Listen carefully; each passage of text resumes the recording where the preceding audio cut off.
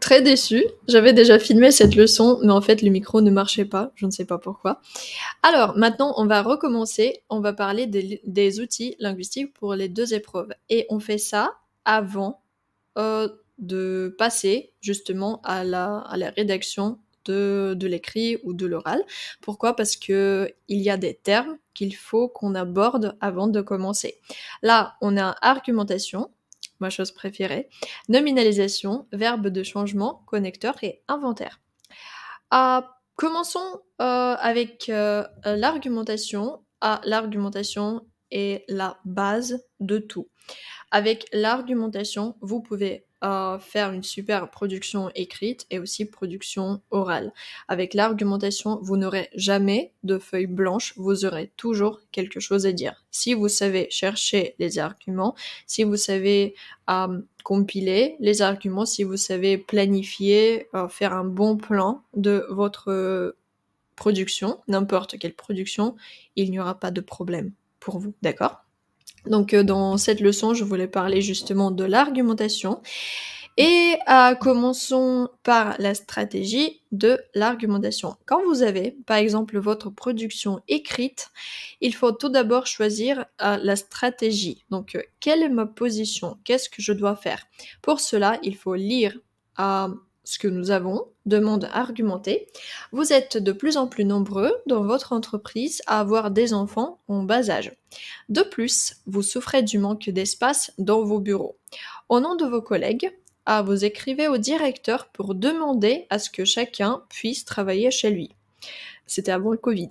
Vous lui indiquez les avantages du travail à distance, en plus de ceux déjà cités, et le bénéfice que votre entreprise pourrait en tirer. Qu'est-ce qui est intéressant ici? Déjà, tout ce qui est en jaune, c'est l'information que nous pouvons utiliser pour notre stratégie, pour notre plan. Il faut demander quelque chose. Par exemple, là, c'est à ce que chacun puisse travailler chez lui. C'est déjà une partie de notre plan. Il faut indiquer les avantages, encore une fois, nous le savons déjà, et le bénéfice que l'entreprise pourrait en tirer. Super, magnifique, on a déjà cette information. Et aussi, tout ce que j'ai à souligner avec là en bleu, au nom de vos collègues, nous avons cette information, donc on doit représenter notre entreprise, nos collègues. Et il y a aussi quelque chose qui a été déjà cité, en plus de ceux déjà cités. Là, on ne voit pas. Et le bénéfice que l'entreprise pourrait en tirer. Franchement, là, on ne peut pas laisser la feuille blanche parce que nous avons déjà plein d'informations. Et tout ça, on va le mettre sur le papier. Moi, je commence toujours toutes mes copies avec la recherche de ce type d'informations parce que cela vous aide, d'accord? Ok, on a compris notre position et demander quelque chose. Donc, il faut demander le télétravail, en gros, la possibilité de télétravailler. Après, on va passer à la recherche des arguments. Donc, ok, j'ai compris ma position et comme ça, je dois demander à mon directeur de laisser plus de possibilités pour télétravailler. Oui. Et il y a 4 techniques pour chercher des arguments. Attention, ce n'est pas encore le plan. La recherche des arguments n'est pas la même chose que la construction du plan.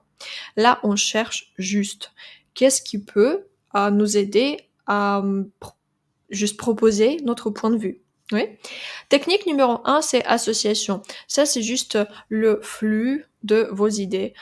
Alors, si on avait plus de télétravail, on pourrait faire ça. Si on pouvait faire ça, on pourrait aussi demander ça. Si, là. Donc, plein de si. S'il y avait ça, qu'est-ce que ça donnerait? Et ainsi de suite. C'est juste association. C'est plein de choses. Tout ce que vous voulez, toutes les idées que vous avez dans la tête, juste un enchaînement de vos idées. C'est très bien pour les gens créatifs qui ont toujours plein de choses. Vous pouvez chercher avec ce moyen-là. Sinon, il y a la technique de l'opposition, pour ou contre. En France, dans mon pays, problème, solution, positif, négatif.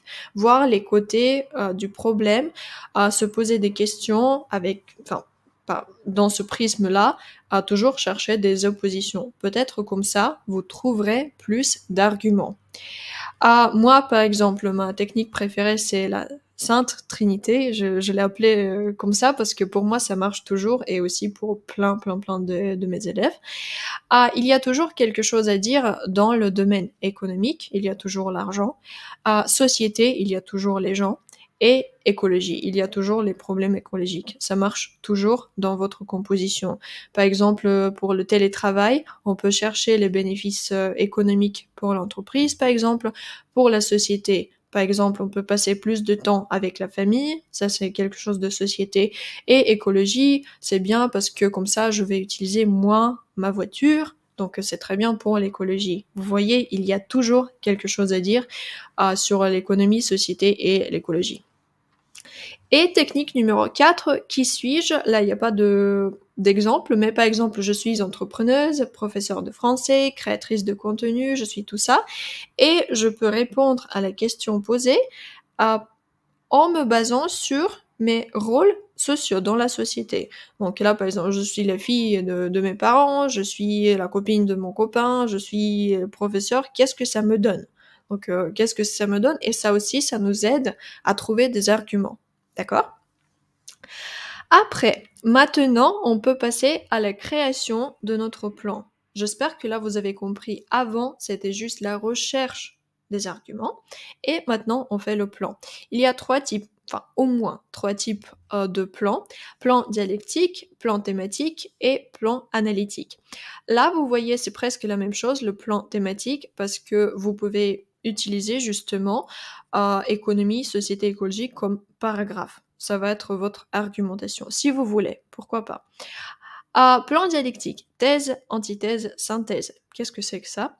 Thèse, par exemple, le télétravail est bien, antithèse, mais il y a des désavantages, et synthèse, malgré les désavantages, il y a quand même plus d'avantages, et pour ça, le télétravail est bien. C'est ça le plan dialectique, thèse, antithèse, synthèse. C'est comme plus, moins, et le résultat un peu. Économie, société, écologie, on a compris, et plan analytique, cause, conséquence, solution. Je pense que là, c'est clair aussi. Et aussi, les types d'arguments. En fait, on aurait pu mettre ça dans le point numéro 2, où on cherchait les arguments, mais quels peuvent être nos arguments? Argument logique, quelque chose qu'on base sur la logique. Si je télétravaille plus, je serai plus heureux, donc je pourrais être plus productif pour la société, un truc comme ça. Argument de valeur, par exemple, directeur, mais vous aussi, vous avez des valeurs, pour vous aussi, la famille est très importante. Voilà, ça c'est argument de valeur. Ou bien, il faut donner plus de temps pour les employés parce que c'est très bien, vous êtes une bonne personne. Donc, quelque chose avec les valeurs. Après, argument d'autorité. Par exemple, je sais pas, une célébrité a dit quelque chose et vous pouvez utiliser ça comme votre argument. Peut-être pas célébrité, peut-être plutôt un scientifique, quelqu'un. Voilà, ça c'est argument d'autorité. Et argument du nombre, par exemple, 70% des gens qui travaillent déjà à la maison sont plus efficaces. Et voilà, ça c'est votre argument du nombre. Voilà, j'espère que là c'est clair, c'était l'argumentation. Voilà. Si vous êtes fort en argumentation, vous êtes invincible. Et nous sommes à 8 minutes, 9 minutes. Nous pouvons passer à la nominalisation parce que en gros, de ma part, il n'y a pas beaucoup d'explications. Moi, je vous explique tout simplement ce que c'est la nominalisation. C'est très bien pour augmenter un peu le niveau, pour élever le niveau, pour montrer votre registre soulevé. Je pense que les livres numériques sont importants. Ça, c'est juste français normal. Je pense que les livres numériques sont importants. Mais si vous dites, je voudrais souligner l'importance de l'introduction des livres numériques, là, c'est déjà plus élégant et plus classe. Oui. Et ça, c'est grâce à la nominalisation. Les livres sont importants. On utilise plus le verbe, on utilise le nom. Souligner l'importance. De quoi? De l'introduction. Vous voyez, cette nominalisation, cette utilisation de nom, de substantif, peaufine vraiment notre écriture. Et ça marche aussi pour la production orale. Donc, souligner l'importance de l'introduction des livres numériques. J'espère que c'est clair, c'est ça la nominalisation. On utilise plutôt les noms et pas les verbes. Et vous aurez accès à cette carte. Vous aurez également expression des sentiments. Donc, vous pouvez avoir expression de la tristesse, de la joie. Par exemple, dans la lettre formelle, vous pouvez dire « Je voudrais exprimer mon… » Moi, je dis toujours « mécontentement » ou bien mon hostilité envers quelque chose, des choses comme ça. Et vous avez également expression des faits. Là, c'est des sentiments. Là, c'est les faits. Nous avons les mots comme avantage, désagrément, éventualité, les choses comme ça. Ça, c'est vraiment pour vous, pour que vous trouviez des mots qui vous plaisent. J'ai fait une grosse classification. Et aussi, j'ai ajouté quelque chose de plus, disons, morphologique. Comment la nominalisation est formée. Avec quel suffixe, avec quel moyen. Ça, c'est la nominalisation à partir de l'adjectif et la nominalisation à partir d'un verbe. Masculin, féminin. Voilà. Encore une fois, c'est purement morphologique. J'espère que c'est clair pour vous. J'espère que vous profiterez vraiment de la nominalisation parce que c'est un gros moyen de montrer que vous avez vraiment le niveau élevé en français. La même chose pour les verbes de changement. Pour ne pas dire, par exemple, avoir une influence sur, vous avez plein de synonymes. Ce médicament n'affecte habituellement pas les activités normales. Vous voyez, c'est des mots qui sont plus intéressants, comme affectés de façon négative. Comment dire ça? Par exemple, abîmer, endommager, dérégler, perturber, aggraver. Et vous regardez toujours le contexte, vous regardez toujours la connotation. Est-ce qu'il y a une connotation? Est-ce qu'on peut vraiment utiliser ce mot dans ce contexte-là? C'est pour ça que j'ai ajouté les exemples. Cool. Et nous avons également un connecteur et inventaire. Qu'est-ce que c'est que ça? Un connecteur, tout d'abord, il faut savoir pourquoi on utilise les connecteurs et comment les utiliser correctement. Faites attention, les gens pensent qu'ils peuvent juste ajouter le connecteur comme premièrement, deuxièmement, parce que et tout ça. Mais en fait, non. Tout d'abord, il faut voir le sens. Le sens, c'est la base. Et avec ce sens, on peut ajouter le connecteur. Par exemple, dans notre phrase, je veux dire « j'apprends le français parce que j'aime bien cette langue ». Là, il y a cette… déjà, c'est cohérent. J'apprends le français parce que la langue me plaît. Et j'utilise « parce que », c'est le connecteur, parce que je sais très bien quel est le lien entre les deux actions. J'apprends le français parce que j'aime cette langue. Et parce que m'aide à montrer la relation entre ces deux faits. C'est ça le rôle du connecteur. Il ne faut pas mettre le connecteur et penser que ça va aider à comprendre le sens. Non, c'est l'inverse. Tout d'abord le sens et après le connecteur. D'accord? Et aussi, où placer les connecteurs? Là, il ne faut pas balancer partout les connecteurs.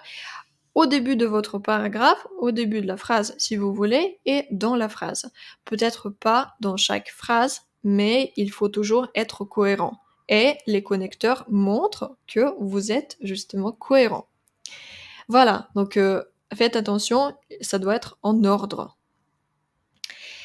Et bien sûr, la classification de vos connecteurs, je vous laisse ce tableau, profitez bien. Je vous ai ajouté les mots cause, et après il y a toujours parce que, et, ou, et quelque chose. Vous êtes déjà au niveau B2, et moi, je vous propose vraiment d'utiliser des connecteurs plus intéressants que le simple parce que, et, ou. Essayez de les remplacer par quelque chose de plus intéressant. C'est ce que nous aurons dans l'inventaire, justement. Au lieu d'utiliser « et », utilisez plutôt « en outre » ou quelque chose de plus poussé, plus élevé. Voilà votre classification. Il y a toujours les exemples, là par exemple, mais pour, et vous pouvez profiter de cette classification. J'espère que ça a été clair pour vous. J'ai passé du temps pour la rendre vraiment utilisable. Et inventaire. C'est quoi l'inventaire? Inventaire, c'est comme votre garde-robe de capsule, c'est comme quelque chose petit qui donne beaucoup. Vous, à l'examen, vous pouvez déjà avoir quelque chose de prévu que vous pouvez sortir à tout moment. Par exemple, dans notre lexique, on peut avoir les minimums lexicaux. Par exemple, je suis linguiste et je suis nulle en écologie, mais je dois savoir au moins les bases de l'écologie. Et comme ça, j'apprends aussi les bases de lexique. Je dois connaître les expressions et ça, je l'ajoute dans mon inventaire linguistique. À l'examen, je dois être capable de parler de n'importe quel sujet. D'accord? Ça, c'est minimum lexical pour chaque sujet. Vous aurez une carte mentale pour le lexique et s'il vous plaît, utilisez cette carte pour avoir les bases dans chaque domaine. Après, les expressions cool, par exemple, vous avez appris avec mon blog chronophage ou un autre mot. Si vous voulez utiliser ce mot à l'examen, ajoutez-le dans votre inventaire. Et comme ça, pendant l'examen, vous aurez ce mot, hop, c'était dans mon inventaire et vous l'utilisez. Et c'est très bien, vous avez prévu cette expression cool, je l'appelle cool. Après, les fautes les plus fréquentes, si vous avez un professeur qui corrige vos copies, s'il vous plaît, ajoutez vos fautes les plus fréquentes pour ne plus justement faire ces fautes. Et synonyme élégant des connecteurs de base, c'est ce qu'on vient de voir avec vous. Par exemple, parce que, on va utiliser plutôt étant donné que, parce que c'est plus beau et ce n'est pas extrêmement difficile d'utiliser un connecteur qui est plus intéressant. D'accord? Et en ce qui concerne la grammaire, qu'est-ce qu'on ajoute dans notre inventaire, dans notre, on va dire, sac à dos qu'on apporte à l'examen, sac à dos linguistique, les bases de l'indicatif subjonctif conditionnel, il faut revoir ces bases. Les pronoms, il faut avoir la classification au moins des pronoms dans la tête pour pouvoir montrer votre niveau élevé. Et syntaxe qui doit être aussi intéressante, par exemple mise en relief. C'est quoi mise en relief? Ou bien autre chose. Mise en relief, c'est quand vous avez l'information secondaire au début. Par exemple, arriver en retard, elle voulait quand même prendre, je sais pas, du café à minuit. Arriver trop tard. Donc c'est quelque chose qui est mis en avant, tandis que c'est un peu secondaire. Voilà. Ça, c'est notre inventaire. C'est quelque chose qu'on doit obligatoirement faire si vous voulez prévoir du lexique, de la grammaire intéressante pour votre examen. Voilà. Oula. Presque 18 minutes. J'espère que vous avez tout compris. Et après avoir vu ces termes, on peut passer à nos guides parce que ces outils marchent pour les deux épreuves. Si jamais il y a quelque chose qui n'est pas clair, demandez s'il vous plaît, vous avez mon adresse mail ou bien dites-moi sur Instagram. Voilà. Merci et on passe au guide.